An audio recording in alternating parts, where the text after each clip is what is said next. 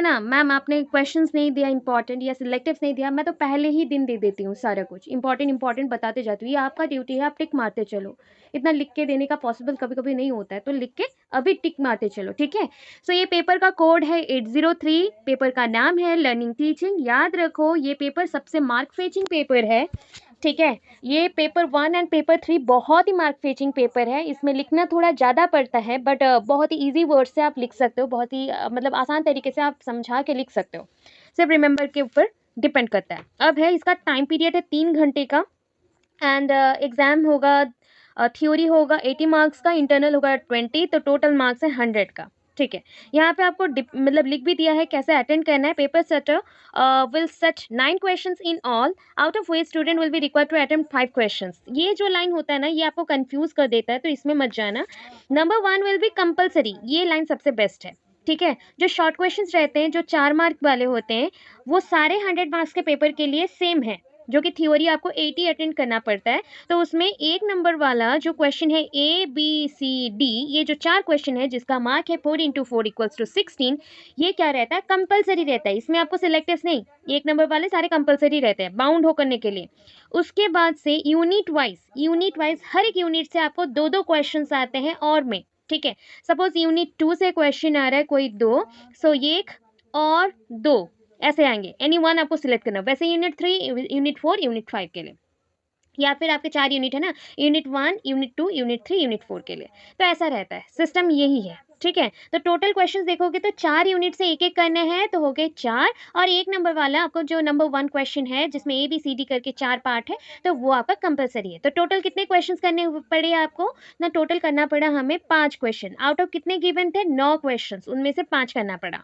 So question number 1 will be compulsory and will carry 16 marks, इसमें 16 marks हैं, and 16 marks हैं। And उसके बाद क्या है, there will be 4 short questions, short answer type questions 4 हैं जिसका मार्क है 4 मार्क्स। सो 4 × 4 4 16 हो जाते हैं। यहाँ पे एंटायर सिलेबस से ये क्वेश्चंस आते हैं।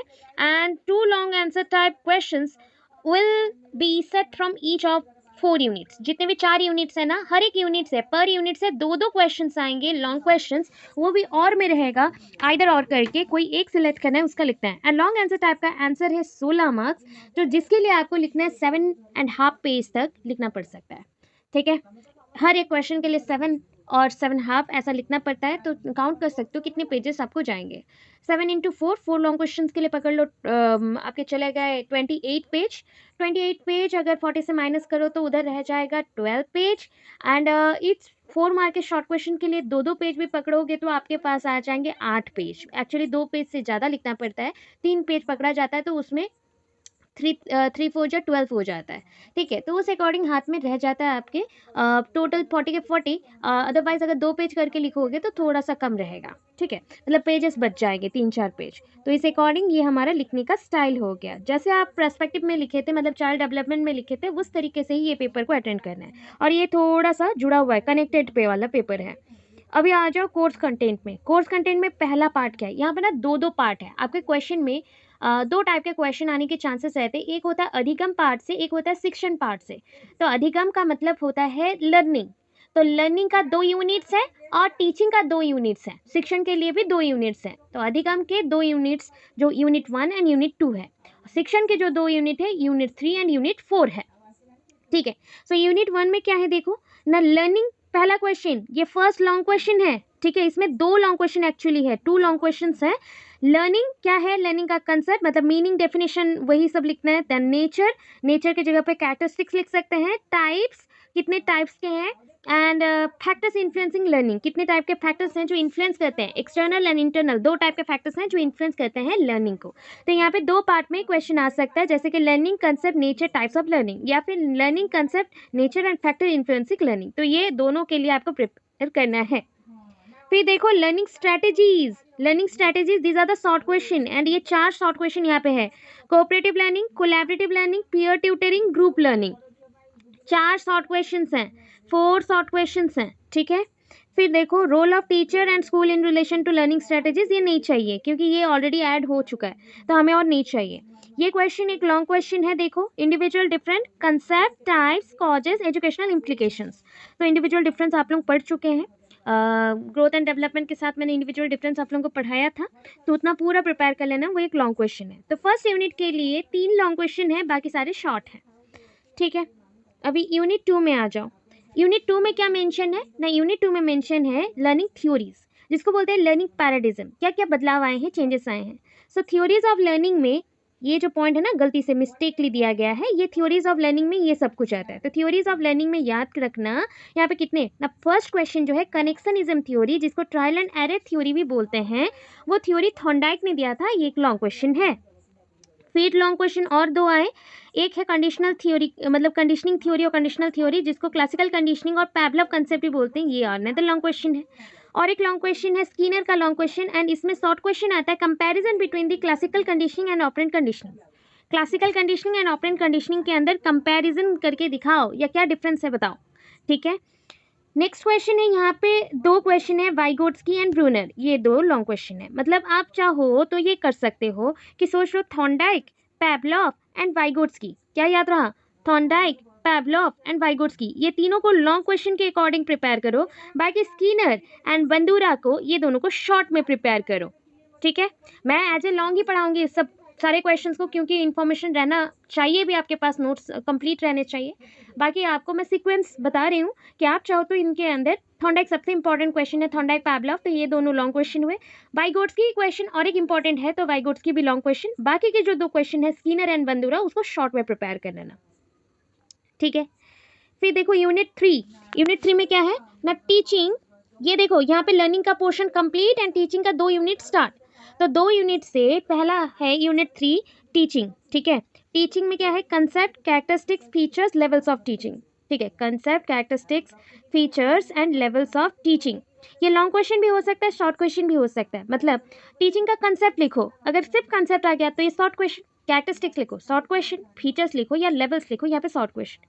आपको बता दूं कि यहाँ पे 2 लॉन्ग क्वेश्चन है, यहाँ पे 1 एंड 2 लेवल्स ऑफ टीचिंग एक लॉन्ग क्वेश्चन है, ठीक है। सेकंड लॉन्ग क्वेश्चन है, ये सेकंड लॉन्ग क्वेश्चन है। फर्स्ट लॉन्ग क्वेश्चन ये है कंसेप्ट, कैरेक्टरिस्टिक्स एंड फीचर्स तक, ठीक है, कंसेप्ट, कैरेक्टरिस्टिक्स, फीचर्स तक, जहाँ पे लेवल्स का भी पार्ट कुछ ऐड हो जाएगा, बट यहाँ तक आपका फर्स्ट लॉन्ग क्वेश्चन, ये आपका सेकंड लॉन्ग क्वेश्चन। ये सारे शॉर्ट हैं, जो कंपैरिजन में पढ़ा जाता है, रिलेटेड कंसेप्ट्स, कुछ विषय वस्तु ऐसे होते हैं जो जुड़े रहते हैं आपके मतलब टीचिंग के साथ, अधिगम का कुछ है या फिर नॉर्मल भी कुछ प्रोसेस है जो कि टीचिंग के साथ जुड़ा हुआ है, शिक्षण के साथ, तो उनके साथ उसका कंपैरिजन बताना है। टीचिंग ट्रेनिंग के अंदर डिफरेंस, टीचिंग कंडीशनिंग के अंदर डिफरेंस, टीचिंग इंस्ट्रक्शन के अंदर डिफरेंस, टीचिंग इंडोक्ट्रिनेशन के अंदर डिफरेंस। तो यहाँ पे 4 शॉर्ट क्वेश्चन है, 4 शॉर्ट क्वेश्चन हैं, ठीक है। Another long question that is the variables, ठीक है, variables in the teaching process, teaching process में वेरिएबल्स कितने हैं, ठीक, ये एक लॉन्ग क्वेश्चन है, ठीक, बहुत इंपॉर्टेंट लॉन्ग क्वेश्चन है, आने के चांसेस बहुत रहते हैं। नेक्स्ट क्या है, क्योंकि आप लोगों के ना लॉन्ग क्वेश्चंस में ही मार्क्स हैं, 16 मार्क के लॉन्ग क्वेश्चन है, तो कितना लिखना है आप लोग जानते हो, ठीक है। फिर क्या है, देखो सोशल कंस्ट्रक्टिविस्ट अप्रोच। अभी एक चीज़ आपको मैं ऐसे बताऊंगी कि यहाँ पे 2 चीज़ लिखा गया, सोशल कंस्ट्रक्टिविस्ट अप्रोच लिखा गया, तो सोशल कंस्ट्रक्टिविस्ट 3 पर्सन्स का यहाँ पे नाम दिया गया है। सोशल कंस्ट्रक्टिविस्ट अप्रोच एक शॉर्ट क्वेश्चन है खुद में ही, उस अप्रोच को 3 पर्सन ने एक्सप्लेन किया था, एक ब्रूनर ने एक्सप्लेन किया, एक ऑसुबेल ने एक्सप्लेन किया, एक वाइगोट्स्की ने एक्सप्लेन किया। सो वाइगोट्स्की का क्वेश्चन यूनिट 2 में भी था, यूनिट 3 में भी है, सो हम ना एट ए टाइम पढ़ेंगे, जो भी चेंजेस करना एक्स्ट्रा लिखना है मैं एट ए टाइम आपको करवाऊंगी, ठीक है। सो वहाँ पे कॉमन क्वेश्चन एक कम हो गया, इंपॉर्टेंट है बट कॉमन क्वेश्चन कम हो गया। उसके बाद ब्रूनर है एंड ऑसुबेल है, ब्रूनर है एंड ऑसुबेल है, जो कि यहाँ पे 3 ही लॉन्ग क्वेश्चन है, 3 लॉन्ग क्वेश्चन यहाँ पे ही है। तो इस यूनिट में ज़्यादा लॉन्ग क्वेश्चन आया कि टोटल है 6 long questions and 5 short questions, 5 short question के बेस करना है, ठीक है। 6 लॉन्ग क्वेश्चंस हैं, 5 शॉर्ट क्वेश्चंस हैं इस यूनिट में। लास्ट यूनिट में आ जाते हैं unit 4।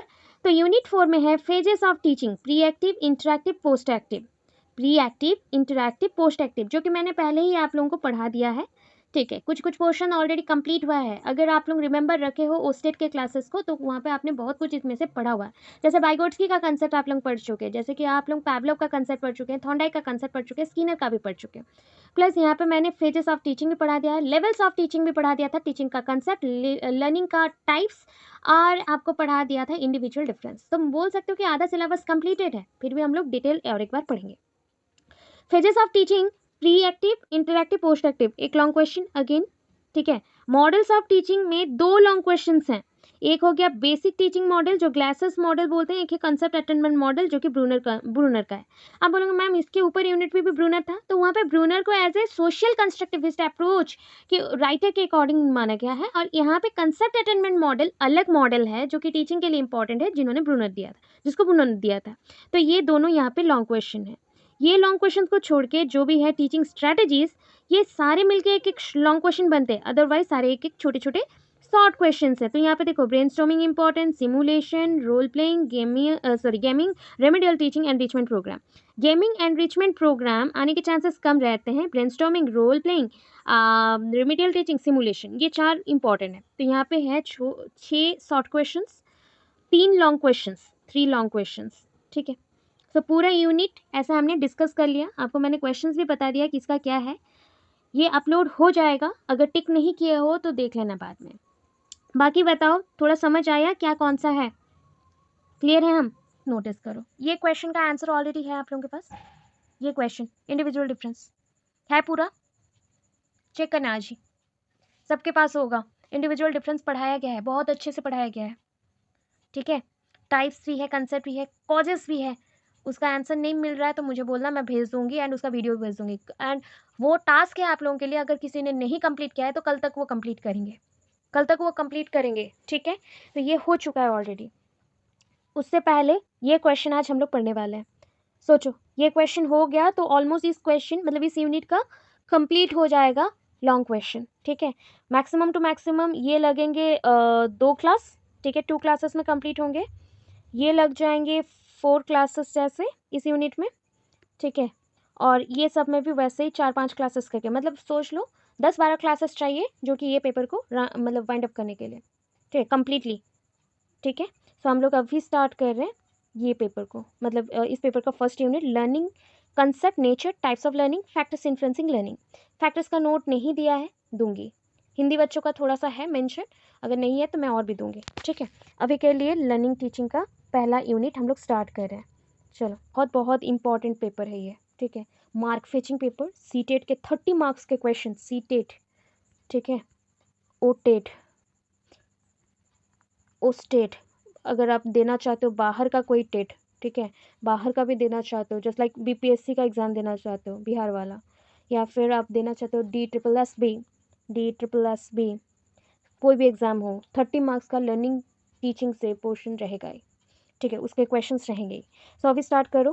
First, learning as a process as an outcome. ये इंट्रोडक्शन पार्ट है, आप चाहो तो इस स्टाइल में भी लिख सकते हो, अदरवाइज यहाँ पे इंट्रोडक्शन डायरेक्ट लिख सकते हो। ठीक है, इंट्रोडक्शन हिंदी में जिसको परिचय बोलते हैं, परिचय देना है।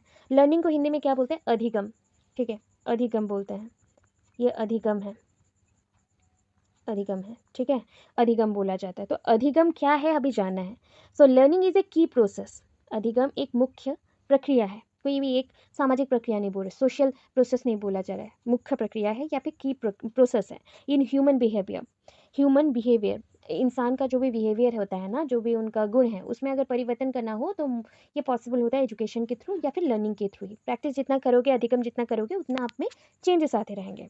सो इट इज़ डिफाइंड एज, इसको कैसे डिफाइन करते हैं ना, it is defined as any relative permanent change in behaviour. देखो, एक आप स्टडी करना स्टार्ट करो, आज आपने 2 घंटे पढ़ाई किए, प्लस कल आपने फिर से 2 घंटे पढ़ाई किए, प्लस परसों आप फिर से पढ़ाई करो, तो ये धीरे धीरे ना आपके हैबिट में क्रिएट हो जाता है, ये हैबिट बन जाता है, आदत बन गया आपका। ठीक है, तो ये हैबिट धीरे धीरे आपके अंदर परमानेंट चेंजेस लेके आएगा, परमानेंट चेंज लेके आएगा। ठीक है, परमानेंट चेंजेस लेके आएगा। इसी चेंजेस को हम बोलते हैं कि बिहेवियर में चेंज आ गया। ठीक है, as a result of practice and experience. किस लिए चेंजेस आए ना, आपने बहुत जो प्रैक्टिस किया, बहुत सारा जो आपके अंदर परिवर्तन आया, क्यों आया ना, आप धीरे धीरे जितना प्रैक्टिस करो, बार बार दोहरा रहे हो उस चीज़ को, उससे आपको एक्सपीरियंस मिल रहा है, and after getting this experience you change your behaviour, और your behaviour will be modified. आपके बिहेवियर में चेंजेस आ जाएंगे, मॉडिफाइड हो जाएंगे। लर्निंग डेफिनेशन में आ जाओ, और भी ऐड करना रहेगा, एक्स्ट्रा में दूंगी, बट अभी के लिए इस नोट्स के लिए इतना काफ़ी है, ये अदरवाइज ये बहुत लेंदी बन जाएगा। ठीक है, और भी मैं दूंगी इन्फॉर्मेशन इस अकॉर्डिंग पढ़ने के लिए एक्स्ट्रा, और एक वीडियो है वो भी दूंगी, प्लीज़ उससे भी थोड़ा बहुत ऐड कर लेना। कौन सा portion? Introduction and definition part, concept part, otherwise बाकी पोर्शन सेम रहेंगे। ठीक है, फिर क्या है लर्निंग डेफिनेशन, क्या है लर्निंग डेफिनेशन ना, अकॉर्डिंग टू थॉर्नडाइक, थॉर्नडाइक के अनुसार क्या है ना, learning is A gradual process, ये ग्रेजुअल प्रोसेस है जो धीरे धीरे धीरे धीरे चेंज होता है, धीरे धीरे ये चेंज होता है। ये यूनिट 1 का क्वेश्चन चल रहा है, 1.1 फर्स्ट पार्ट, उसका भी फर्स्ट पार्ट चल रहा है, ठीक है। उसमें मेंशन है डेफिनेशन के बारे में, तो learning is A gradual process बोला गया थॉर्नडाइक के हिसाब से कि ये धीरे धीरे चेंज होता है। For the individual will make many attempts to learn, कोई भी चीज़ सीखना हो ना तो बार बार उसको दोहराना पड़ता है, अटेम्प्ट लेना पड़ता है, तभी जाके ये चेंज होगा, इसमें चेंजेस आएंगे। लर्निंग क्या है तो क्या समझा हमने ना, learning is A change, learning का मतलब हो गया परिवर्तन, जो आपके अंदर चेंजेस लेके आता है। तो चेंज किस में होंगे, किस में बदलाव आएंगे ना, चेंज इन बिहेवियर, आपके गुणों में बदलाव आएंगे, आपके जो आदत है उसमें बदलाव आएंगे, आपके एटीट्यूड में बदलाव आएगा। एक्विजिशन ऑफ न्यू नॉलेज, जो आप न्यू नॉलेज को एक्वायर करते हो और एडेप्ट करते हो, जो ज्ञान को आप लेते हो, नए ज्ञान को लेते हो, वो ज्ञान में भी आपके क्या हो जाएंगे न, परिवर्तन होते हुए आएंगे, और ज्ञान, नए नए ज्ञान हमेशा जुड़ते जाएंगे, उस ज्ञान को आप दिमाग में घुसा लोगे, ठीक है। थ्रू एक्सपीरियंस और ट्रेनिंग, उस नॉलेज को आपने कैसा लिया, उस ज्ञान को आपने कैसा लिया ना, आपके प्रैक्टिस के थ्रू और एक्सपीरियंस के थ्रू और ट्रेनिंग के थ्रू लिया, हो गया। इन कैरेक्टरिस्टिक्स को आप एक्सप्लेन करेंगे अपने वर्ड्स में, ठीक है। जैसे कि कैरेक्टर्स को आपने, आप मुझे करके दिखाएंगे, ठीक है, आपका टास्क है, मैं अभी समझा रही हूँ, कल परसों के अंदर मुझे ये टास्क कंप्लीट रहना चाहिए, ठीक है। आपका काम है ये, मैं समझा दे रही हूँ, उसी को अपने वर्ड्स में लिखना है, जितना अपने वर्ड्स में लिखोगे उतना कम पढ़ना पड़ेगा, ठीक है। तो अभी क्या बोला गया कि ये कैरेक्टरिस्टिक्स है, तो यहाँ पे हेडिंग दे देना कैरेक्टरिस्टिक्स, ये कंसेप्ट के विदिन ही चल रहा है। नेचर भी हुआ तो नेचर भी चलेगा, या कैरेक्टरिस्टिक्स बोल सकते हो। पहला पता है, learning is a life long process, life long क्यों बोला गया, जैसे डेवलपमेंट होता है ना, so you know that development is also a life long process, because it starts with a womb period and ends with a tomb period. तो development जैसा आपका पहला पार्ट में मेंशन किया गया था ना, डेवलपमेंट कहाँ से स्टार्ट होता है ना, डेवलपमेंट आपका स्टार्ट होता है वूम पीरियड में, गर्भाशय से टू टुम चलता है, टॉम्ब या टुम भी बोलते हैं, जो समाधि, समाधि में अंत होता है। तो वैसे ही ना यहाँ पे डेवलपमेंट के इंस्टेट पे आपको लिख देना है लर्निंग, लर्निंग भी सेम है, लर्निंग भी चलता है टू टुम पीरियड। ये इंपॉर्टेंट क्वेश्चन है, सीटेट का, ओस्टेट का और कोई भी एग्जाम का, वो पूछते हैं डेवलपमेंट क्या खत्म हो जाता है, नहीं, डेवलपमेंट खत्म कब होता है, जब आपका डेथ हो जाए, तभी आपका डेवलपमेंट एंड होगा। वैसे आपका लर्निंग भी कब खत्म होता है, जब हमारा डेथ हो जाए, तभी हमारा लर्निंग भी खत्म हो जाएगा, सीखने का जो अवधि है वो खत्म हो जाएगा, लाइफ स्पैन जो रहता है उसके साथ ही चला जाएगा ही। सो लर्निंग एंड डेवलपमेंट दोनों ही एक ही जैसे हैं और एक ही चीज़ का पार्ट है, और ये एक्सपीरियंस और ट्रेनिंग के थ्रू पॉसिबल होता है, एंड ये कंटिन्यूस चलता है से लेकर टूम तक, इसलिए it is a life long process, इसलिए इसको क्या बोला गया, लाइफ लॉन्ग प्रोसेस बोला गया। नेक्स्ट क्या है न, it is a gradual process, देखो ये फर्स्ट इधर से मैं मूव कर रही हूँ, ग्रेजुअल प्रोसेस मतलब जो प्रोसेस, ये ऐसा प्रक्रिया है कि जो धीरे धीरे परिवर्तन होता है, मतलब it is a gradual process and it continues your in your body, in your mind, and when you learn something new things, your experience will be changed, your experience again lead to any type of modification in your behavior, तो वो lead करता है आपके अंदर परिवर्तन को, modification को, तो इसको ग्रेजुअल प्रोसेस बोलते हैं, जो धीरे धीरे परिवर्तन होते रहते हैं। नेक्स्ट मॉडिफिकेशन ऑफ बिहेवियर, वही चीज़ लिखना है अगेन कि लर्निंग से क्या होता है, आपके गुणों में परिवर्तन आता है, एंड वो गुण क्या होता है ना, हमेशा वो एक ही चीज़ को आप जब प्रैक्टिस करते रहते हो तो वो आपके अंदर सेटल्ड हो जाता है, फिक्स हो जाता है, वो वैसे ही रह जाता है, कॉन्स्टेंट रह जाता है, और उसमें कोई परिवर्तन नहीं आता, वो बिहेवियर परमानेंटली आपके अंदर फिक्स हो गया। फिर क्या है, ये ट्रांसफरेबल है, मतलब एक से दूसरी जगह को ट्रांसफर होगा। अब बोलोगे मैम जगह को ट्रांसफर होगा, मतलब जगह मतलब बॉडी के ही जगह, पोर्शन, दैट मीन्स एक हाथ में, जैसे आप सोच लो आप राइट हैंड में कुकिंग करना सीखे थे, तो ऑब्वियस है अगर जरूरत पड़ा, राइट हैंड में कट हो गया है या फिर कहीं पे एक्सीडेंटली चोट लग गया, तो आप लेफ्ट हैंड में काम कर सकते हैं, लेफ्ट हैंड में काम कर सकते हैं, so that it is a transferable process, ये ट्रांसफर होता है। लर्निंग जो है, आप जो अधिगम करते हो, जो सीखते हो, ये एक दूसरे के अंदर भी ट्रांसफर होता है, एक हाथ से दूसरे हाथ को भी ट्रांसफर होता है, और किसी को आप इन्फ्लुएंस भी कर सकते हैं। लर्निंग एक क्या है, कंटिन्यूअस प्रोसेस है, प्रगतिशील होता है, कंटिन्यूअस प्रोग्रेसिव चेंज होता है, एंड कंटिन्यूअस है ऑलवेज। अभी अगर लर्निंग स्टार्ट हुआ है तो वो ऑलवेज चलता जाएगा जब तक वो खत्म ना हो जाए, तो ये कंटिन्यूअस प्रोसेस है, इसका कोई एंडिंग नहीं होता।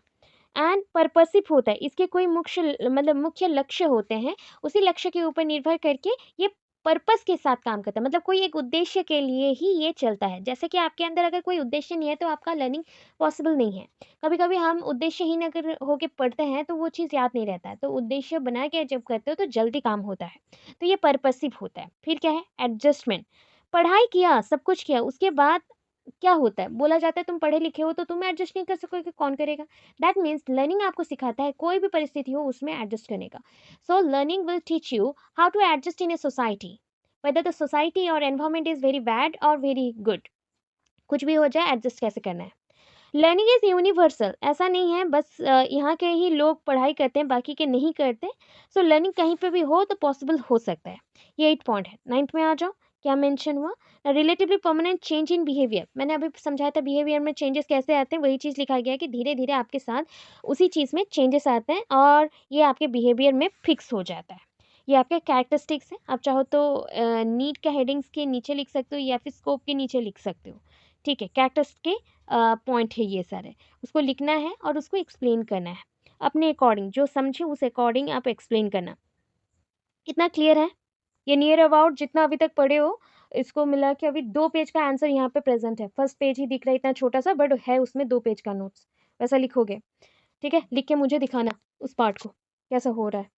बुकिश मत होना, वर्ड्स को समझो अपने आप से और उसी को एक्सप्लेन करो, बस इतना ही काफ़ी है।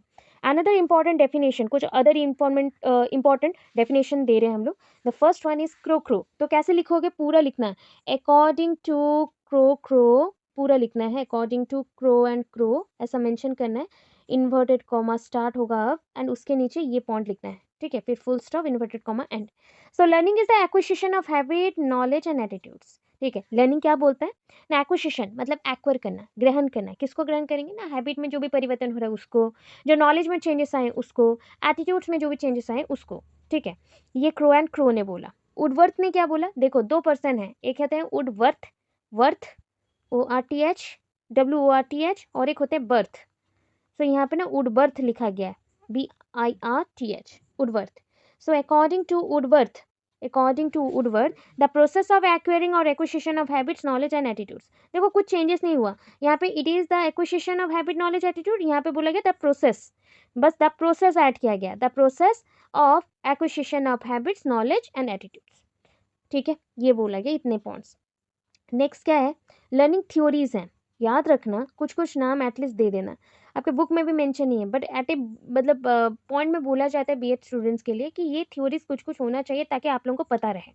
ठीक है, अब देखो लर्निंग थ्योरीज 4 टाइप के होते हैं। ठीक है, जो आप पढ़ने वाले हो, लर्निंग थ्योरीज 4 टाइप्स में होते हैं। क्या है 4 टाइप्स? पहला होता है बिहेवियरिज्म। ठीक है, मतलब आप जो शिक्षा ले रहे हो ना, ज्ञान ले रहे हो, अधिगम कर रहे हो, तो ये पॉसिबल हम लोग तो करते हैं, बट किस टाइप के मॉडिफिकेशन होता है, किस टाइप का बिहेवियर में परिवर्तन आता है? बिहेवियरिज्म, तो ये थ्योरीज के थ्रू आपके बिहेवियर में चेंजेस आएंगे। कॉग्निटिव, जिसमें ज्ञान और नॉलेज में चेंजेस आए, परिवर्तन आए। कॉन्स्ट्रक्टिव, जो समाज को बनाता है, जो समाज को परिवर्तन करना चाहिए और अपने अंदर भी गुणों में चेंजेस आएंगे, बदलाव आएंगे कैरेक्टर्स में। ह्यूमनिज्म, जो मतलब बोल सकते हो ना, मनुष्यत्व दिखाना, किसी को एक एम्पैथेटिक और सिंपैथेटिक बिहेवियर दिखाना, किसी के साथ चलना और उसकी बातें सुनना और उसको मॉडिफाई करने को हेल्प करना, तो ये सब आपका ह्यूमनिज्म में आता है। और कुछ पर्सन्स का नाम हम लोग बोलेंगे, बस रिमेंबर करो एंड उसको लिखते चलना। पहला पार्ट है बिहेवियरिज्म। बिहेवियरिज्म में जो थ्योरीज आते हैं, अगर रिमेंबर नहीं रहा, हर एक पार्ट से 2-2 एग्जाम्पल एटलीस्ट, 2-2 एग्जाम्पल बिहेवियरिज्म से। जैसे पैवलव क्लासिकल कंडीशनिंग याद रहेगा, Thorndike trial and error theory याद रहेगा, स्किनर ऑपरेंट कंडीशनिंग, ठीक है, उसको इंस्ट्रूमेंटल भी बोला जाता है, इंस्ट्रूमेंटल कंडीशनिंग थ्योरी। और क्या रह गया? वाटसन बिहेवियर, बार बार पूछे जाने वाले क्वेश्चंस में से एक है आपका वाटसन बिहेवियरिज्म, जो कि आपके एंट्रांसेस में पूछे जाते हैं गवर्नमेंट जॉब्स के लिए। ठीक है, नेक्स्ट क्या है? Clark Hull's drive reduction theory, मतलब क्लार्क हल्स, ठीक है, Clark Hull's drive reduction theory. And last one is the Gagne's hierarchy of theory, Gagne's hierarchy of theory. ठीक है, इसके बाद कॉग्निटिविज्म में आया। अभी बोलोगे मैम कॉग्निटिविज्म है क्या? कॉग्निटिव मतलब होता है आपका दिमाग, कॉग्निशन मीन्स नॉलेज। तो टू नो, कोई चीज़ को नॉलेज लेना है तो उसको हमें समझना पड़ेगा कि उस नॉलेज को कहाँ से हम लोग जनरेट करते हैं, दिमाग से। सो कॉग्निटिविज्म वो है। तो इसमें क्या है? Insightful learning theory. Insightful learning theory आपका सुल्तान के ऊपर हुआ था। सुल्तान एक मंकी का नाम है, चिंपांजी मंकी। तो उनके ऊपर ये रिएक्शन किया गया था, मतलब ये एक्सपेरिमेंट हुआ था, उसके रिएक्शंस हमने नोटिस किए थे। सो उसके बाद ये इंसाइटफुल लर्निंग थ्योरीज जो है ये बहुत इंपॉर्टेंट बन गए थे कि लोग इससे खुद के बारे में ही जानना चाहते थे या फिर खुद को देखना चाहते थे कि वो कितने वे से काम कर सकते, कितने पॉसिबिलिटी से। तो ये इंपॉर्टेंट था इंसाइटफुल लर्निंग थ्योरी। फिर आया हेब्स न्यूरोफिजिकल थ्योरी। हेब्स एक डॉक्टर का नाम है, तो मतलब फिजिशियन है, जो कि स्टडी के रिलेटेड भी बहुत कुछ लिखे थे, प्लस इसके ऊपर उनको बहुत ज़्यादा ही नाम मिला था। तो Hebb's neurophysiological theory, Piaget's cognitive theory, दिमाग से संबंधित cognitive theory, Tolman's sign theory, तो टोलम्स साइन थ्योरी एक है, और टोल्समैन भी थ्योरी एक है, बट यहाँ पे नहीं है, वो चीज़ अलग है। तो ये टोलम्स है, Tolman sign theory. Then Lewin's field theory, तो आपके लेविन है, तो लेविन फील्ड थ्योरी आपके हैं। सो ये जो दो बना आपका बिहेवियरिज्म एंड कॉग्निटिविज्म में बना। फिर आया कंस्ट्रक्टिविज्म, तो कंस्ट्रक्टिविज्म जो सोसाइटी को बिल्डअप करता है, समाज को बनाता है, तो वैसे थ्योरीज जो आएंगे। कॉग्निटिव कंस्ट्रक्टिविज्म बाय पियाजे, कॉग्निटिव कंस्ट्रक्टिविज्म पियाजे के द्वारा आपका जो बुद्धि का विकास हुआ है, जो कि आप चाइल्ड डेवलपमेंट में पढ़ चुके हैं, सो उसको बोला गया, बार बार रिपीट किया गया है दो जगह पे, ठीक है। फिर आया सोशल कंस्ट्रक्टिविज्म बाय वाइगोट्स्की, तो लेव वाइगोट्स्की है, इनका पूरा नाम है लेव वाइगोट्स्की, एंड इन्होंने सोसाइटी को बिल्डअप किया, एंड बोला कि हमारे थ्रू ही सोसाइटी बिल्डअप होता है, एंड हम सोसाइटी में रह के इंटरेक्शन करते हैं, लैंग्वेज का डेवलपमेंट करते हैं, और एक दूसरे को हेल्प भी करते हैं। बड़े छोटों का हेल्प कर रहे हैं, तो वो स्काफोल्डिंग है। छोटे बच्चों को अपना काम करवाने के लिए बड़ों का हेल्प चाहिए, वो जेडपीडी होता है, जो नो प्रॉक्सिमल डेवलपमेंट। ये सारा चीज़ हमने पढ़ा कहाँ पे, सोशल कंस्ट्रक्टिविज्म थ्योरी में पढ़ा है, जो वाइगोट्स्की आया था, बाय वाइगोट्स्की आया था। देन ब्रूनर्स डिस्कवरी लर्निंग, इस मतलब इस पेपर में भी ये कंसेप्ट प्रेजेंट है। ऑसुबल्स मीनिंगफुल लर्निंग, ये भी प्रेजेंट है। ये जितना भी आपने इस पोर्शन में देखा जो कि आपके कंस्ट्रक्टिविज्म थ्योरी में है, तो सारा ही आपके पेपर में इस बार इंपॉर्टेंट लॉन्ग क्वेश्चंस का रोल निभाएंगे, ठीक है। अब देखो ह्यूमनिज्म, जो आपके पेपर में बिल्कुल नहीं है, बट थोड़ा आपको बताया है पहले भी, Maslow's hierarchy of need and Carl Rogers theory, जो कि सेल्फ थ्योरी है, इंसान के खुद के बारे में है, ठीक है। तो ये सारे थ्योरीज के नाम हैं जो आप एक साथ लिखेंगे, इसको बोलते हैं लर्निंग। को सीखने से पहले आप जान लो कितना थ्योरी है, कहाँ कहाँ प्रेजेंट है।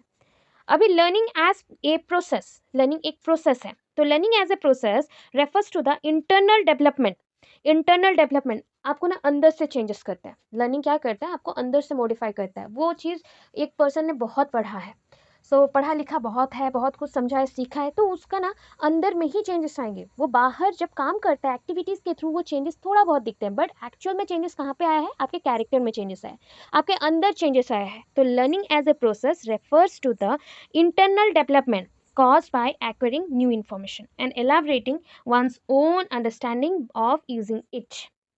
तो लर्निंग एक क्या है, एक प्रोसेस है, प्रक्रिया है, जो कि इंटरनल डेवलपमेंट के साथ जुड़ा है, आपके अंतर्निहित जो मतलब आभ्यंतरीण है, अंतर में है, ठीक है, उस चीज़ के साथ जुड़ा हुआ है।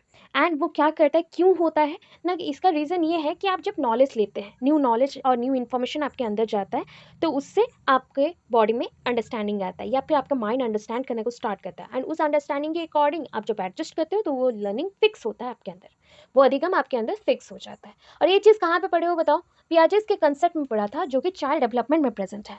याद आ रहा है, scheme and accommodation, adaptation, assimilation, knowledge कैसे फिक्स होता है, बताया था कि सपोज ये आपका दिमाग है, ठीक है, इसमें सारी इंफॉर्मेशन प्रेजेंट है, मगर एक सिचुएशन आया, new situation, and new situation के अकॉर्डिंग आपके पास इंफॉर्मेशन ही नहीं है।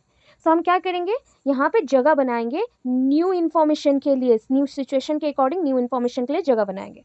सो when we gathered some information, that is called assimilation, ठीक है, एसिमिलेशन बोलते हैं। जब हम इन इन्फॉर्मेशन को क्या करते हैं, न्यू सिचुएशन के अकॉर्डिंग यूज़ नहीं कर पाते और उसके जगह नए इन्फॉर्मेशन को जगह देते हैं, तो उसको बोलते हैं एकोमोडेशन। याद आ रहा होगा, एकोमोडेशन। उस एकोमोडेशन के अकॉर्डिंग हम नए सिचुएशन को हैंडल करते हैं और एडजस्ट होते हैं उसके साथ, तो इसको बोलते हैं आपका एसिमिलेशन एंड एडाप्टेशन। एंड जो कि नॉलेज यूनिट है आपके दिमाग में, जो जितना भी आप पढ़ रहे हो, वो थोड़े थोड़े करके एक एक नॉलेज के पैकेट्स में और यूनिट्स में स्टोर होते हैं, उसको बोलते हैं स्कीमा बोला जाता है, ठीक है। आपके अंडरस्टैंडिंग में चेंजेस आएंगे, एनालिसिस में चेंजेस आएंगे। इतना हम क्लियर हैं, ये सुनेंगे,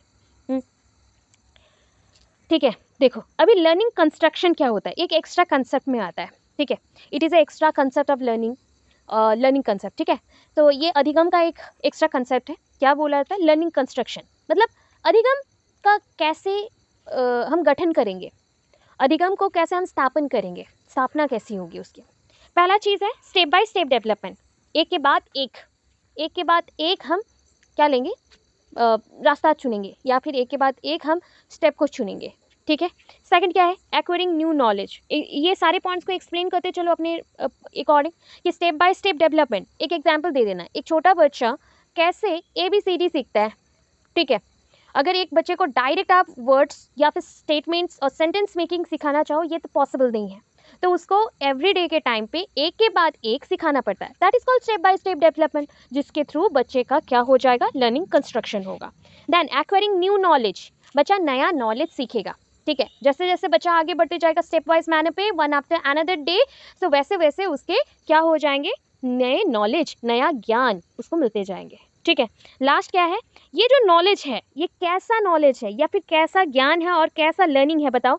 ये लर्निंग है कॉग्निटिव, दिमाग से जुड़ा हुआ है, ठीक है, मेंटल प्रोसेस से जुड़ा हुआ है, इंटरनल है, आपके बॉडी के अंदर ही चेंजेस दिखेगा, बाहर नहीं दिखेगा। आपका बुद्धि का विचार आप बाहर दिखा सकते हो, बट बुद्धि कहाँ पे है, छुपा हुआ माइंड के अंदर, so that it is internal, ये इंटरनल है। और ये एक एक्टिव प्रोसेस है, मतलब ये हम बोल सकते हैं क्रियाशील है, या फिर बहुत ही जो क्विक होता है वैसा प्रोसेस है जो निरंतर चलता है, तो उसको हम एक्टिव प्रोसेस में काउंट करते हैं। एग्जाम्पल देखो, ये समझा चुकी हूँ मैं, schema acquisition and schema assimilation accommodation equilibrium, कहाँ पढ़े हो, पियाजे के कंसेप्ट में। पियाजे का कंसेप्ट कहाँ पे है, चाइल्ड डेवलपमेंट पेपर में। और लर्निंग के मतलब मेन पार्ट में यही सब आता है कि माइंड जो मेंटल प्रोसेस होता है, माइंड जो एक्टिविटीज़ करता है, उसमें पहला क्या है, नॉलेज स्टोर होता है। जो भी नॉलेज स्टोर होता है वो किस में स्टोर होता है, स्कीमा में स्टोर होता है। जब हम नॉलेज को स्टोर करते हैं तो उसको एसिमिलेशन प्रोसेस बोला जाता है।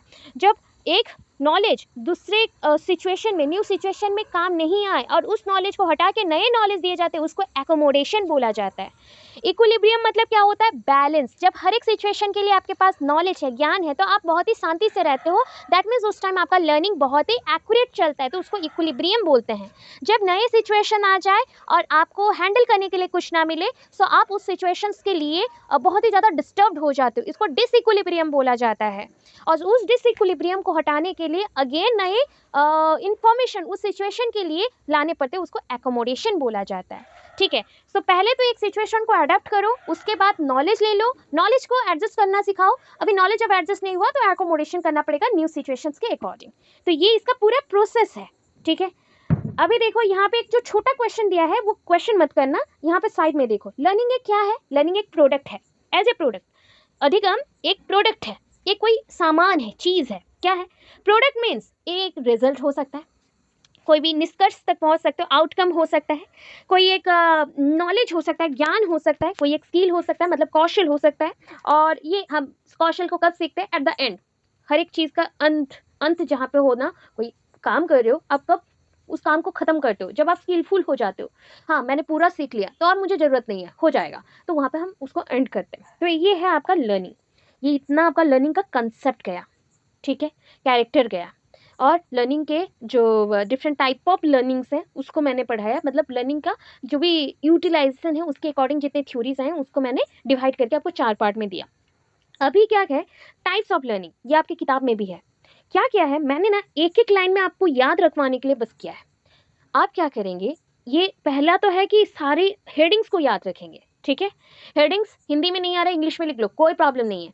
उसका एक्सप्लेनेशन एक लाइन में दो, उसके बाद एक एक एग्जाम्पल दो, आपका आंसर 4 पेज यहाँ ही होगा, ठीक है, और बढ़ जाएंगे। तो जब भी पढ़ाया जाए ना, उसको शॉर्टकट पढ़ाया जाता है, थोड़ा सा आप लेंथी करेंगे, संडे तक ये काम करो। इफ नहीं होता है तो हम लोग देखेंगे क्या मॉडिफिकेशन करेंगे, ठीक है। पहला देखो, टाइप्स ऑफ लर्निंग में आपको मैं टोटल टाइप्स यहाँ पे पढ़ा रही हूँ, 8 टाइप्स, इससे इंपॉर्टेंट ज़्यादा और नहीं है, और भी बुक्स में हो सकते हैं, और भी वेराइटीज़ हैं, बट नहीं चाहिए हमें, 8 टाइप्स में इनफ है। पहला क्या है, signal learning. Signal learning, signal कहाँ से मिलता है बताओ, कोई भी सिंबल, सिग्नल, सूत्र मिलते हैं ना, या फिर रास्ते में जा रहे हो, डिफरेंट कलर का आप क्या देखते हो, जेब्रा क्रॉसिंग है, लाइट्स है, सिग्नल्स रहते हैं जो कि आप उसको समझ के क्या करते हो, रास्ता क्रॉस करते हो या रास्ता में जाते हो, ट्रैवल करते हो, तो ये सिग्नल लर्निंग है, learn through the signals. Example दे देना ट्रैफिक सिग्नल्स का, ठीक है, how to start your bike और vehicles, how to ready for the move, और देन स्टार्ट योर जर्नी। तो ऐसे आप पूरा दिखा सकते हो, विद डायग्राम भी दिखा सकते हो, 3 सिंबल्स बना देना जैसे रोड का रहता है यहाँ पे, एंड उसके अकॉर्डिंग कौन सा काम कैसे करना है, ये सिग्नल्स का हो सकता है, ठीक है। नेक्स्ट क्या है, मोटर लर्निंग। मोटर मीन्स क्या है, मूवमेंट। ऐसा लिखोगे पूरा इंग्लिश में लिख सकते हैं ना, हिंदी में भी लिखना है। मोटर का मतलब होता है गतिशील जो चीज़ हो, मूवमेंट जो करे। तो आपका बॉडी में कौन से पार्ट्स हैं जो मूव करते हैं? जिस काम को आप करने से आगे बढ़ते हो या पीछे आते हो या फिर कोई काम करके दिखाते हो, कोई मूवमेंट करके दिखाते हो, कुछ चीज़ों का पूर्ति हो जाता है, तो उसको हम बोलते हैं मोटर। मोटर मतलब मूविंग। तो अभी मूविंग में क्या चीज़ है? आप जैसे आपके पास पैर है, तो आप रन कर सकते हो, दौड़ सकते हो, जंप कर सकते हो, स्केटिंग कर सकते हो, तो ये सारे वर्क कर सकते हो, तो ये सब आपका क्या है? मोटर लर्निंग में आता है। अभी मैं आपको यहाँ पे और भी इन्फॉर्मेशन दे रही हूँ, इस वीडियो को पूरा अच्छे से देखना, फिर से रिपीट करना और उस अकॉर्डिंग नोट्स बनाना। रिक्वेस्ट है आपको, थोड़ा पहला क्लास से ही मेहनत करो ताकि ये पेपर को कम पढ़ना पड़े। Please mute up your microphone for this. ठीक है, मोटर लर्निंग में सुन लो, ये हम लोग ऑलरेडी पढ़ चुके थे मोटर डेवलपमेंट में भी। सो motor learning again divided into two parts. ठीक है, याद रखना, motor learning is of two types और टू पार्ट्स। एक है gross motor learning, gross motor learning, ठीक है, पूरा लिखना, डेवलपमेंट की जगह पे लर्निंग लिखना बस। और एक है fine motor learning, fine motor learning. Hindi बच्चे बोलेंगे मैम ये क्या कर रहे हो, इंग्लिश में ही लिखना है तुम लोग को भी। ठीक है, ग्रॉस मोटर लर्निंग में है, ग्रॉस मतलब बड़ा। ठीक है, ग्रॉस मतलब बड़ा, जो काम में आपके बड़े मसल्स काम में आते हैं। ठीक है, उसको ग्रॉस मोटर डेवलपमेंट या फिर ग्रॉस मोटर लर्निंग भी बोल सकते हो। जैसे कि हो गए यहाँ पे बड़े बड़े काम हो रहे, देखो वॉकिंग, यही सारे एग्जाम्पल्स यहाँ पे आ जाएंगे। वर्किंग हो गया, रनिंग हो गया, जंपिंग हो गया, बड़े मसल्स, पैर के मसल्स बड़े हैं तो वो सारे लग रहे हैं, तो ये आपका ग्रॉस मोटर हो गया। फाइन मोटर, फाइन मतलब पतला, सूक्ष्म, छोटा। ग्रॉस में याद करना स्थूलकाय, फाइन में याद करना सूक्ष्मकाय। ठीक है, तो यहाँ पे छोटा, पतला, बहुत ही ज़्यादा जो माइन्यूट होते हैं वो सारे, तो वैसे एक्टिविटीज़ जो कि फाइन मोटर में आते हैं। अभी बोलो फाइन मोटर में क्या आते होंगे? जैसे आप holding a pen, holding a बोतल, ये सारे आपकी फिंगर टिप्स में जो मसल्स हैं उसका नाम भी याद रख लो, फ्लेक्सर मसल्स बोला जाता है। Flexor, FLEXOR, flexor muscles. ये फ्लेक्सस मसल आपको हेल्प करते हैं होल्डिंग करने के लिए। Suppose you try to hold a pen और you try to hold a बोतल, तो कोई चीज़ को पकड़ने के लिए ग्रिप चाहिए, तो वो ग्रिपिंग के लिए हेल्प करते हैं ये मसल्स। तो ये फाइन मतलब कोई चीज़ लिखना हो तो उसके लिए आपको फाइन चाहिए। ठीक है, तो ये दो भी यहाँ पे इसके साथ ऐड होगा। अभी आ जाते हैं हम नेक्स्ट में। आप बोलोगे मैम नंबरिंग गलत है, हाँ ठीक है कोई बात नहीं, सिग्नल के बाद इधर पढ़ना था, मैंने इधर पढ़ा दिया। चलो सेकंड वाला पढ़ लेते हैं। कंसेप्ट लर्निंग, कंसेप्ट समझ रहे हो ना? कोई भी सब्जेक्ट का आप जब कंसेप्ट डिटेल पढ़ते हो, उसका प्रिंसिपल्स पढ़ते हो, उसके डिफरेंट टाइप ऑफ थिंग्स को लर्न करते हो, तो इसको बोलते हैं कंसेप्ट लर्निंग। मतलब we learn many things from our childhood and our mental abilities develop. हम जब कंसेप्ट को क्लियर करते हैं ना, क्रिस्टल क्लियर करते हैं, तो हमारे दिमाग में उस कंसेप्ट के छाप छूट जाते हैं, मतलब उस चीज़ के बारे में डिटेल नॉलेज हमारे दिमाग में रह जाता है। ठीक है, इतना ही लिखना, ज़्यादा नहीं चाहिए। वर्बल लर्निंग, verbal मतलब जो voice से हो, so this type of learning include voice and language. So voice is very important. If voice modulation is not occurred properly with intonation and stress, then proper execution of knowledge is not occurred. ठीक है, समझो अभी मैंने क्या बोला। अगर किसी चीज़ को समझाना चाहते हो तो वॉइस मॉड्यूलेशन बहुत ही इंपॉर्टेंट होता है। वर्बल, जो चीज़ मैं आपको अभी बता रही हूँ, क्या आप मुझे देख पा रहे हैं कि मेरा हाथ पैर कैसे हिल रहे हैं? नहीं, आप मुझे सिर्फ वॉइस से सुन रहे हैं। अगर मैं वॉइस के अंदर पॉज ना दूं, या फिर मैं वॉइस में चेंजेस ना लाऊं, या फिर मैं वॉइस में स्ट्रेस, वर्ड्स पे स्ट्रेस ना डालूं, तो ऑब्वियसली आप समझ नहीं पाएंगे कौन सा इंपॉर्टेंट है, कौन सा इंपॉर्टेंट नहीं है। तो वॉइस वर्बल लर्निंग इसलिए इंपॉर्टेंट होते हैं, उसके साथ उसके लैंग्वेज भी। ठीक है, तो एक टीचर कोई कंसेप्ट को पढ़ा रहा है और वो वर्ड्स के ऊपर बहुत ज़्यादा फोकस कर रहा है, इतना आप लिख सकते हो। ठीक है, सॉरी, इतना आप लिख सकते हैं। ठीक है, इतना आप लिख देना यहाँ पे। फिर फोर्थ वाले में आ गए हम लोग कंप्लीट, फिफ्थ वाले में आ जाओ। डिस्क्रिमिनेशन लर्निंग, एक लाइन में लिखा है ना, एक वर्ड में लिखा है, अभी इसको पूरे स्टेटमेंट में देते हैं। डिस्क्रिमिनेशन मतलब होता है भेदभाव, अंतर, डिफरेंस। सो डिस्क्रिमिनेशन मतलब when we learn many things and try to understand the difference between the two things or many things is called discrimination. Discrimination is based on many factors or many points which is important for their completion of the task. कोई task को पूरा करने के लिए जब हम लोग बहुत सारे कंसेप्ट को पढ़ते हैं, उस कंसेप्ट के अंदर जो भेदभाव दिखाते हैं या फिर अलग अलग कैरेक्टर्स को अलग अलग चूज करके लिखते हैं, तो उसको डिस्क्रिमिनेशन कहा जाता है। डिस्क्रिमिनेशन क्या होता है ना, डिफ्रेंशिएटिव पॉइंट्स, कंसेप्ट में अलग और पॉइंट्स में अलग, इसको डिस्क्रिमिनेशन बोलते हैं। For example, A for apple, A for aeroplane. So aeroplane is different from the apple. Both are start with the letter A or alphabet A, but both words are different and their pictures are also different and their work are also different. One is fruit, another one is vehicle और transportation system. इतना आप लिख सकते हैं, तो उसको उतना mention करिएगा। फिर क्या है देखो, थोड़ा मेहनत करना पड़ेगा, हर एक चीज़ मैं नोट में लिख के दे दूँ एंड आप लोग बस कॉपी करो, ये अच्छा चीज़ नहीं है। थोड़ा सा सीखेंगे, खुद के वर्ड से आप करोगे और मुझे दिखाओगे कैसा लिख रहे हो, मैं भी देखूंगी, ठीक है। लर्निंग प्रिंसिपल्स मतलब होता है रूल्स पढ़ना, सिद्धांत को पढ़ना, जितने भी कंसेप्ट होते हैं उसके सिद्धांतों को जानना बहुत ही जरूरी होता है। यही चीज लिखना है कि when we learn something, first of all we have to know about the concept, then after the concept we have to know about the principles and how to fix their rules in different tasks. तो हम जब कोई भी चीज़ को पढ़ते हैं, अगर detail जानना है तो पहले हमें उसका कंसेप्ट पढ़ना पड़ेगा, फिर उसके सिद्धांतों को पढ़ना पड़ेगा, उसके बाद उसके बारे में जानना पड़ेगा कि उसके नियम कौन से हैं और उस नियम का कैसे हम यूटिलाइजेशन या फिर यूज़ करेंगे, व्यवहार करेंगे। इतना लिखना है, ठीक है। जस्ट लाइक लर्निंग प्रिंसिपल्स में क्या एग्जाम्पल्स दें हम लोग, प्रिंसिपल जानना ना, rule learning. So in a school when we maintain our school decorum, so we announced the whole or entire school to maintain the discipline first or disciplinary rules, ठीक है, maintain the disciplinary rules. सो हम क्या करते हैं, जब हमारे school के शासन को हमें चलाना रहता है तो एज ए टीचर हम बच्चों को बोलते हैं कि तुम सारे बच्चे स्कूल के डिसिप्लिनरी जो रूल्स हैं, नियम है, उसको मानो, बस इतना, ठीक है। फिर देखो problem solving. So problem solving क्या है, इस टाइप का लर्निंग कहाँ पे होता है ना, कोई भी प्रॉब्लम को सॉल्व करने के लिए इस टाइप के लर्निंग का यूज करते हैं हम लोग। मतलब how to solve a problem, तो यहाँ पे दो पार्ट्स आते हैं, डिडक्टिव एंड इंडक्टिव, ठीक है। How to solve a problem, तो first of all you have to understand something, पहले हमें प्रॉब्लम को समझना पड़ेगा, अंडरस्टैंड करना पड़ेगा, उस प्रॉब्लम का क्या रीजन है, कारण है, उसको ढूंढना पड़ेगा, उस कारण के हिसाब से हमें आइदर डिडक्टिव और इंडक्टिव वे से, ठीक है, क्या बोलते हैं उसको, निगमनात्मक, ठीक है, निगमन होता है ना, निगमनात्मक और आगमनात्मक, मतलब आगमन और निगमन, ये दो विधि से हम लोग क्या कर सकते हैं कि प्रॉब्लम्स का सॉल्यूशन तक पहुंच सकते हैं और उसका सॉल्यूशन दे सकते हैं, इसको बोलते हैं problem solving method. So suppose when you face a problem in your school और इन योर कॉलेज और in your study, so you try to solve this with the help of any type of process and that process में be inductive और deductive, ऐसा आप लिख सकते हैं। कोई भी प्रॉब्लम में फंसे हो तो उस टाइम पे इस टाइप का चीज़ों को व्यवहार करते हैं, इंडक्टिव और डिडक्टिव, निगात्मक मतलब निगमनात्मक एंड आगमनात्मक, तो उसको निगमन विधि बोलते हैं, आगमन विधि बोलते हैं, ठीक है। फिर आ जाओ आपका एटीट्यूड लर्निंग। तो एटीट्यूड लर्निंग क्या होता है ना, predisposition which determines and direct our behaviour. Predisposition मतलब एटीट्यूड, कोई चीज़ आपके अंदर फिक्स होता है तभी तो आपके अंदर एटीट्यूड आएगा ना, तो ऐसा कोई गुण जो पहले से ही आपके अंदर फिक्स किया गया हो, प्री डिस्पोजिशन किया गया हो एंड उसके हिसाब से आपके बिहेवियर में चेंजेस आते हो, वही आपको डायरेक्ट करता हो कि कौन सा टाइप का बिहेवियर दिखाना है, तो ये एटीट्यूड लर्निंग है, ठीक है।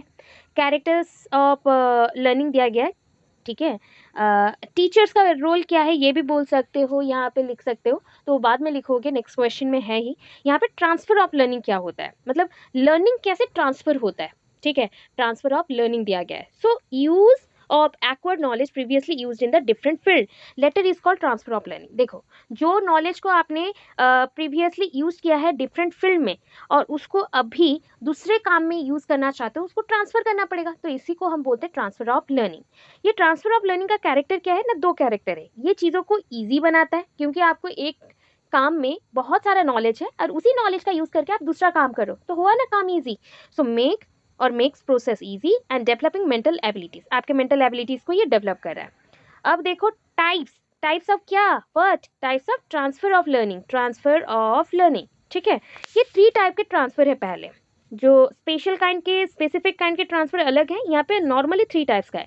एक है पॉजिटिव ट्रांसफर ऑफ लर्निंग, जो लिखा गया उतना ही लिखोगे, negative transfer of learning and zero transfer of learning और neutral transfer of learning. Positive transfer of learning क्या है ना, एक सिचुएशन में पढ़ा हुआ कोई चीज़ दूसरे सिचुएशन को हेल्प कर रहा है, तो learning of one situation helps in other situation.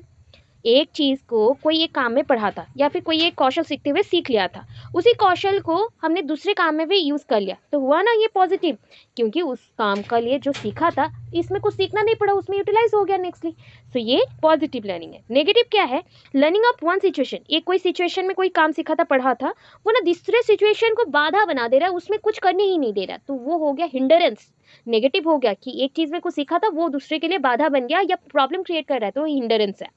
Then क्या है, न्यूट्रल ट्रांसफर ऑफ लर्निंग, तो learning of one situation neither help nor hindrance the other situation. आप सोच लो, लर्निंग किया एक सिचुएशन में कोई एक कौशल के बारे में, एंड वो कौशल या वो पढ़ाई आपको दूसरी चीज़ों में ना, मतलब कोई हेल्प भी नहीं कर रहा है, बाधा भी नहीं बन रहा है, नॉर्मल है, तो वो हो गया आपका जीरो ट्रांसफर, कुछ ही नहीं हो रहा है, तो नेगेटिव, मतलब जीरो में आया, नेगेटिव से भी बुरा, मतलब जीरो, कुछ ही नहीं कर रहा है, मतलब थोड़ा भी हेल्प करता तो अच्छा रहता, वो कुछ नहीं कर रहा, वैसे ही है। ठीक है, 3 पार्ट दिया गया। अब देखो स्पेसिफिक काइंड्स ऑफ ट्रांसफर। ठीक है, स्पेसिफिक काइंड्स ऑफ ट्रांसफर, इतना पढ़ लो, ये 4 पार्ट है बस। क्या है?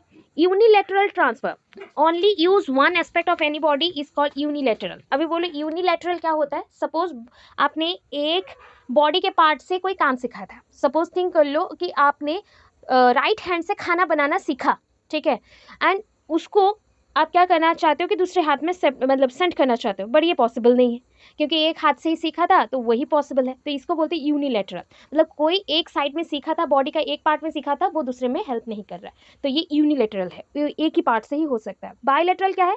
Use both part, one side learning impacts the other part, मतलब सोच लो एक साइड में कुछ भी लर्निंग किया था, सीखा था, वो सीखना दूसरे साइड को भी काम पे आ गया। तो जैसे ना आप एक पैर में दौड़ते हो तो दूसरा पैर अगर बंधा हुआ भी है, बट उसको नॉलेज है सारा कुछ कि कैसे दौड़ना है, बट कुकिंग देखना, इस हाथ से कुकिंग थोड़ा बहुत होता है, प्रैक्टिस नहीं है ना, नहीं हो पाता। जो काम आप राइट हैंडेड हो बोल देते हो, क्यों हम लोग लेफ्ट हैंड में नहीं कर पाते? थोड़ा तो कुछ प्रॉब्लम है, तो वो यूनिलैटरल है। जब हम कोई काम दोनों हाथ से कर पाते हैं, या फिर एक हाथ से सीखा था तो दूसरे हाथ में भी वो ट्रांसफर होता है, तो उसको बायलैटरल बोलते हैं। अभी देखो थर्ड में क्या है? वर्टिकल ट्रांसफर, जब कोई सीक्वेंस ऑफ लर्निंग, कोई भी सीक्वेंस ऑफ लर्निंग, मतलब एक के बाद एक जो क्रम अनुसार जो लर्निंग आता है, अधिगम आता है, वो ऊपर की तरफ चलता है, मतलब एक के बाद एक सीढ़ी जैसा है या त्रिभुज जैसे है, इस पॉइंट पे स्टार्ट हुआ था, उसके बाद आगे आगे आगे ऊपर चल रहा है, तो उसको वर्टिकल ट्रांसफर बोलते हैं। जैसे आप जो बचपन से पढ़ रहे हो, आपका नॉलेज अभी तक हमेशा बढ़ते जा रहा है, डबल हो रहा है, आगे बढ़ रहे हो, कभी आप पीछे अगेन रिटर्न नहीं हो गए हो, बैक नहीं हो सकते, आगे ही बढ़ रहे हो, तो ये वर्टिकल लर्निंग चल रहा है। ठीक है, हॉराइजॉन्टल लर्निंग क्या है? ट्रांसफर ऑफ लर्निंग ना, हॉराइजॉन्टल में क्या है? सपोज आप लर्निंग कर रहे हो कौन से फील्ड में, आप बीएड में है, सो बीएड का ही पढ़ाई को आपने यूज़ किया बीएड से रिलेटेड कोई एक काम पे, या फिर बीएड का पढ़ाई को ही आपने यूज़ किया कोई टीचिंग जॉब पे, ठीक है, या फिर आपके घर के आसपास आप टीचिंग दे रहे हो, तो ये सब क्या हो गया? सेम फील्ड में जा रहा है, कोई दूसरे फील्ड में नहीं, एक ही फील्ड में, एक ही रास्ते पे चल रहा है, तो इसको बोलते हैं हॉराइजॉन्टल ट्रांसफर, हॉराइजॉन्टल ट्रांसफर। सो यूज लर्निंग एक्सपीरियंस, एक चीज को सीखा, लर्निंग एक्सपीरियंस को, in same type of level of situation, एक ही टाइप के लेवल ऑफ सिचुएशन में वो चलेगा। जैसे मान लो आप क्या है कि पढ़ाना सीखे हो स्कूल लेवल में, तो स्कूल लेवल में ही आप पढ़ा पाओगे, आप अपग्रेड होकर लेक्चरशिप नहीं करोगे या फिर प्रोफेसर नहीं बन जाओगे, तो आप स्कूल के ही टीचर्स रहेंगे, तो वो एक लेवल में रहा, तो वो हॉराइजॉन्टल है, सेम ही रास्ता में चल रहा है। अगर ऊपर चले गए, लेक्चर बन गए या फिर प्रोफेसर बन गए या और कुछ बन गए, तो वो अप हो रहा है, दैट मीन्स वो वर्टिकल है। ठीक है, ये हमने कहाँ तक पढ़ा? टाइप्स पढ़ा, ट्रांसफर ऑफ लर्निंग पढ़ा, जो बुक में हो भी सकता है, नहीं भी हो सकता है, मैं थोड़ा एक्स्ट्रा दी हूँ सीटेट के बेस पे। अभी जितना इन्फॉर्मेशन दिया, फिर से आप इस वीडियो को सुनेंगे, एंड वीडियो को सुनने के बाद अच्छे से नोट डाउन करेंगे। ठीक है, नोट्स ऑलरेडी गिवन है, बाकी कुछ कुछ क्वेश्चन में, जैसे कैरेक्टरिस्टिक्स में, टाइप्स में, ये सब में आपको खुद से एक्सप्लेनेशन दिया मैंने, उसको सुन के लिखना है, ठीक है, अपने वर्ड्स में, और एग्जाम्पल्स देने, तब जाके ये बेस्ट आंसर बनेगा 7-8 पेज का। इसके बाद मैं नेक्स्ट क्लास में प्रैक्टिस पढ़ाऊंगी। अब बोलो कितना समझ आया?